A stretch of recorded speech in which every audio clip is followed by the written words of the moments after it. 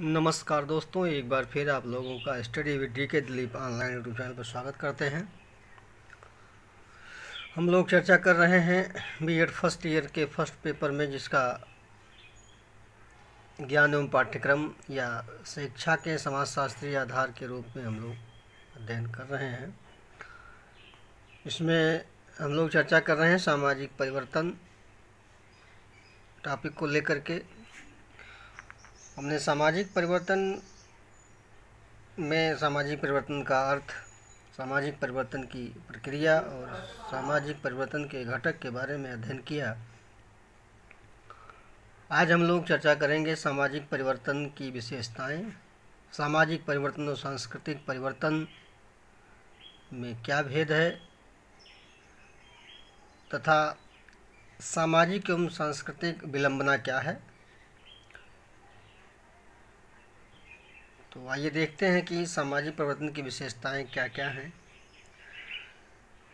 तमाम तथ्यों को या तमाम बातों को देखने के बाद निम्नलिखित विशेषताएं हम देखने को पा रहे हैं, क्योंकि सामाजिक परिवर्तन का जो संबंध है वह कहीं न कहीं मानव जीवन या मानव समाज की संरचना, उसकी व्यवस्था, सामाजिक संबंधों आदि के आधार पर सामाजिक परिवर्तन की तमाम विशेषताएं हम लोग देखते हैं और इसमें विद्वानों के तमाम मत हैं।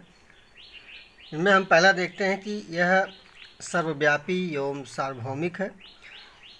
तो सामाजिक परिवर्तन सर्वव्यापी का मतलब यह है कि प्रत्येक समाज में यह पाया जाता है, प्रत्येक समाज में होता है सामाजिक परिवर्तन। ऐसा नहीं कि किसी समाज में परिवर्तन ना हो और किसी में ज़्यादा हो, किसी में कम हो, इस तरह से हो सकता है, लेकिन परिवर्तन होता रहता है। सार्वभौमिक का मतलब है कि हमेशा यह रहेगा। यह ऐसा नहीं है कि निश्चित है कि कभी होगा कभी नहीं होगा।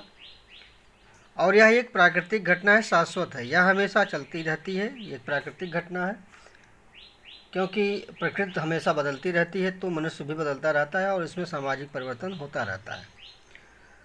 तीसरा है, प्रत्येक समाज में समान नहीं है, अर्थात प्रत्येक समाज में जो सामाजिक परिवर्तन है एक समान नहीं होता है, कहीं पर ज़्यादा कहीं पर कम, कभी ऊंचा कभी नीचा, अर्थात जो स्तर है इनका वह प्रत्येक समाज का अलग अलग होता है। यदि हम आदिवासी समाज की बात करें तो आदिवासी समाजों का स्तर जो है काफ़ी नीचा होता है, या ऐसे कहें कि इनका सामाजिक परिवर्तन धीरे धीरे होता है, कम होता है। अब अगला है कि सामाजिक परिवर्तन का संबंध जो है वैज्ञानिक है। वैज्ञानिक का तात्पर्य है कि जब समाज में कोई वैज्ञानिक शोध या वैज्ञानिक जागरूकता या आविष्कार, इनोवेशन होता है, तो हम कह सकते हैं कि सामाजिक परिवर्तन वैज्ञानिक जागरूकता से है या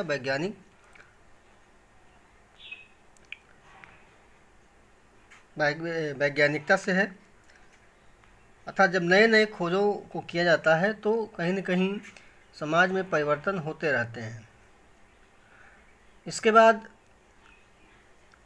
सामाजिक परिवर्तन एक जटिल प्रक्रिया है और इसका विकास होने में समय लगता है। जटिल प्रक्रिया का तात्पर्य यह है कि जब किसी भी समाज का एक साथ परिवर्तन न होना या इनमें धीरे धीरे होना, या समाज में बहुत से बदलाव प्रत्यक्ष रूप से होते हैं, बहुत अप्रत्यक्ष रूप से भी होते हैं, इनका आभास हम नहीं कर सकते हैं। इस नाते यह कहीं न कहीं जटिल प्रक्रिया के रूप में देखने को मिलता है और इसका विकास होने में समय भी लगता है। और यह समाज के प्रत्येक समुदाय को प्रभावित भी करता है। ऐसा नहीं कि कोई समुदाय प्रभावित ना हो, कोई समुदाय प्रभावित ज़्यादा हो, इस तरह से नहीं हो सकता है। अर्थात समाज के प्रत्येक सदस्यों को प्रभावित अवश्य होना है। और अगला है कि निरंतर गतिशील रहता है। परिवर्तन हमेशा विकास नहीं करता है बल्कि अवनति की तरफ भी ले जाता है और नियोजित और अनियोजित भी हो सकता है। अर्थात सामाजिक परिवर्तन क्या है कि निरंतर गतिशील रहता है, धीरे धीरे हो या चाहे जैसे हो, ये होता रहता है। और परिवर्तन हमेशा, एक चीज़ और देखना है कि परिवर्तन हमेशा जो है विकास की तरफ ही नहीं होता है बल्कि अवनति की तरफ होता है। कहने का मतलब यह है कि कहीं समाज में परिवर्तन हो रहा है तो कोई ज़रूरी नहीं कि कोई विकसित विचारधारा को लेकर के परिवर्तन हो रहा हो सकता है वहाँ अवनति भी हो। हमने भी चर्चा किया कि विकास का जो क्षेत्र है वो निम्न और उच्च दोनों हो सकता है, कभी स्तर नीचा होगा कभी ऊंचा होगा। तो यह क्या कह सकते हैं कि यह अवनति की तरफ भी ले जा सकता है। इसके साथ साथ नियोजित भी होता है और अनियोजित भी होता है, अर्थात कभी कभी इसकी प्लानिंग करके भी विकास की दशा होती है और कभी बिना प्लानिंग के ही हो जाता है। तो सामाजिक परिवर्तन की जो विशेषताएं हैं, मोटे मोटा रूप में हम ये कह सकते हैं कि ये सार्वभौमिक है, सर्वव्यापक है, एक प्राकृतिक घटना है और प्रत्येक समाज में यह प्रभावित करता है, निरंतर गतिशील रहता है और प्रत्येक समाज के कुछ न कुछ सामाजिक परिवर्तन होने के कुछ कारण होते हैं। जैसे हमने भी चर्चा किया था, सामाजिक परिवर्तन है, शैक्षिक है, भौगोलिक है, जैविक है, सांस्कृतिक है, इन कारणों से जो है परिवर्तन होते रहते हैं। और इसके साथ साथ में यदि हम देखें कि जो परिवर्तन है ये भौतिक और अभौतिक दोनों रूप में होता है, जिसको हमने चर्चा किया था कि सांस्कृतिक विलंबना कहते हैं। अभी हम अगले इसी में हम चर्चा करेंगे सांस्कृतिक विलंबना है क्या, इसका हम डिस्क्रिप्टिव रूप में देखेंगे कि विलंबना होता क्या है। तो आइए देखते हैं कि सामाजिक परिवर्तन और सांस्कृतिक परिवर्तन में थोड़ा सा मतभेद है कि कुछ लोग कहते हैं कि एक ही है, कुछ लोग कहते हैं कि अलग अलग है। तो कुछ समाजशास्त्री इसमें भेद नहीं मानते हैं, लेकिन कुछ समाजशास्त्री कहते हैं कि इनमें भेद है। तो आइए देखते हैं कि क्या है। कुछ विद्वान इसे एक ही मानते हैं। अब डार्सन और गेटिस ने कहा कि इसमें भेद है। किसने कहा? डार्सन और गेटिस ने कहा कि इसमें भेद है। अब वह भेद क्या है?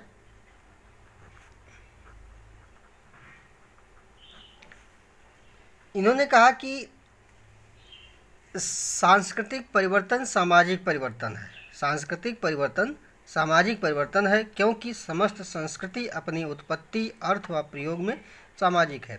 अर्थात जो भी संस्कृतियां हैं, जो भी सांस्कृतिक परिवर्तन है, वह जिसको हम प्रयोग के रूप में देखते हैं, चाहे उसकी उत्पत्ति को लेकर के हो, उसके अर्थ को लेकर के हो, इनमें कहीं न कहीं परिवर्तन होता रहता है।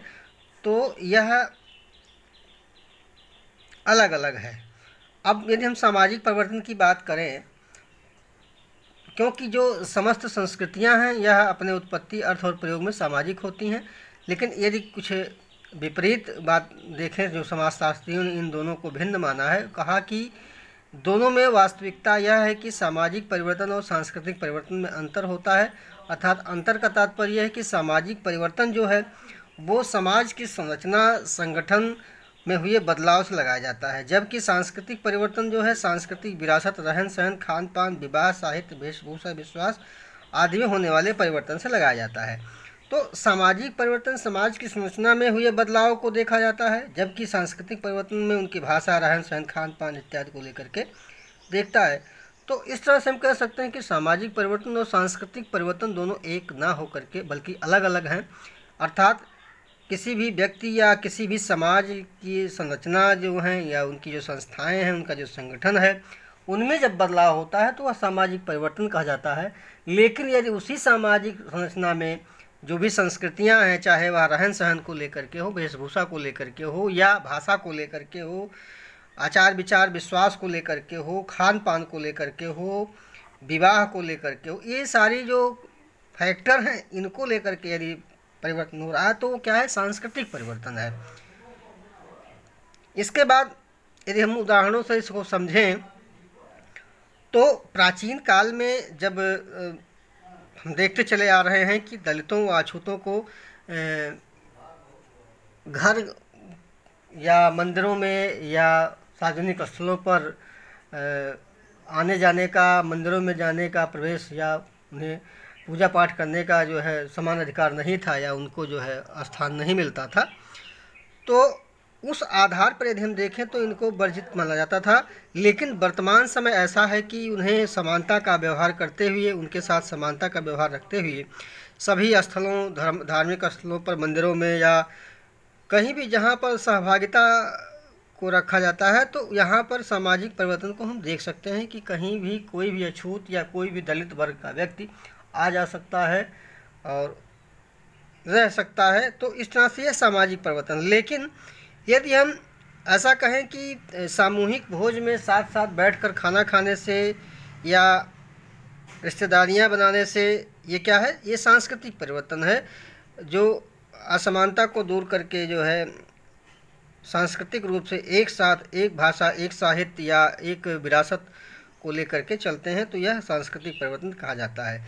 लेकिन इस अंतर को हम कुछ बिंदुओं से और स्पष्ट कर सकते हैं, जिसमें हम कह सकते हैं कि सामाजिक जो परिवर्तन है इसी में ही सांस्कृतिक परिवर्तन हम देखते हैं। अर्थात सामाजिक परिवर्तन का जो क्षेत्र है वो ज़्यादा बड़ा है और सांस्कृतिक परिवर्तन का क्षेत्र छोटा है। अर्थात सामाजिक परिवर्तन का क्षेत्र सांस्कृतिक परिवर्तन से बड़ा है और सामाजिक परिवर्तन का जो संबंध है वो सामाजिक ढांचे से है, उनमें होने वाले अंतःक्रियाओं से है। लेकिन यदि सांस्कृतिक परिवर्तन की बात करें तो संस्कृत के मूल तत्वों से इसका संबंध होता है।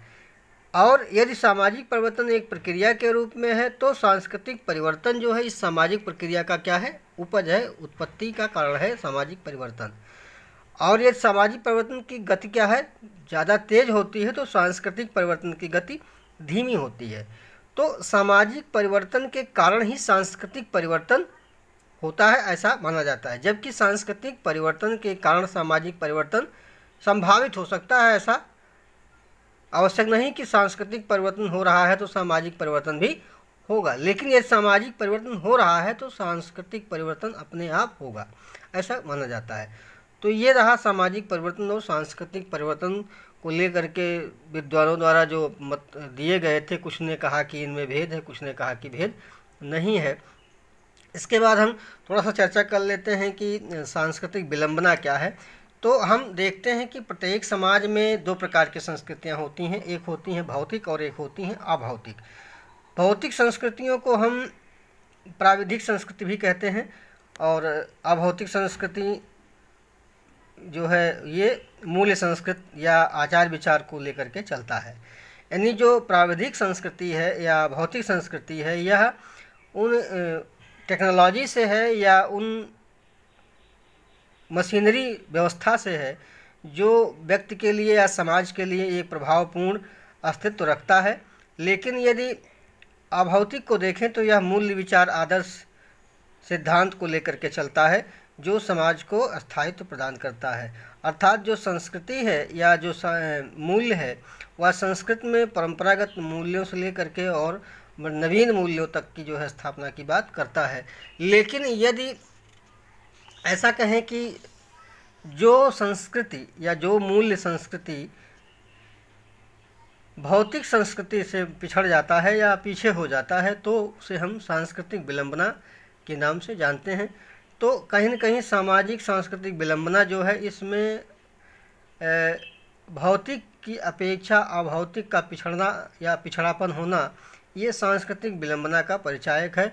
अर्थात एक दूसरे में जो है अंतर हो जाना, चाहे वह प्राविधिक का अंतर हो चाहे वह अभौतिक का अंतर हो, तो इनकी गतिशीलता में अंतर हो जाना क्या है, सांस्कृतिक विलंबना है। तो इस प्रकार से हम कह सकते हैं। और इस शब्द को जो है आगवर्ण ने दिया था, कल्चरल लैग को, सांस्कृतिक विलंबना को। ये बात ध्यान में रखना है कि कल्चरल लैग शब्द जो है आगवर्ण ने दिया था। अब इसके साथ ही आज का ये लेक्चर यहीं पर समाप्त करते हैं। तब तक के लिए धन्यवाद। अगले लेक्चर में हम लोग कुछ और बातों को लेकर के आएंगे कि सामाजिक परिवर्तन का आधुनिकीकरण से क्या संबंध है, नगरीकरण से क्या संबंध है, और शिक्षा सामाजिक परिवर्तन के अभिकरण के रूप में कैसे है, या सामाजिक परिवर्तन के अनुगामी के रूप में शिक्षा की क्या भूमिका, अर्थात शिक्षा कैसे सामाजिक परिवर्तन लाता है और सामाजिक परिवर्तन शिक्षा को कैसे बदलती है या शिक्षा को कैसे परिवर्तित करती है। तो इस तरह से हम कह सकते हैं कि सामाजिक परिवर्तन एक ऐसा माध्यम है, एक ऐसा आयाम है जो शिक्षा को लेकर के या समाज को लेकर के बदलता रहता है। तब तक के लिए धन्यवाद।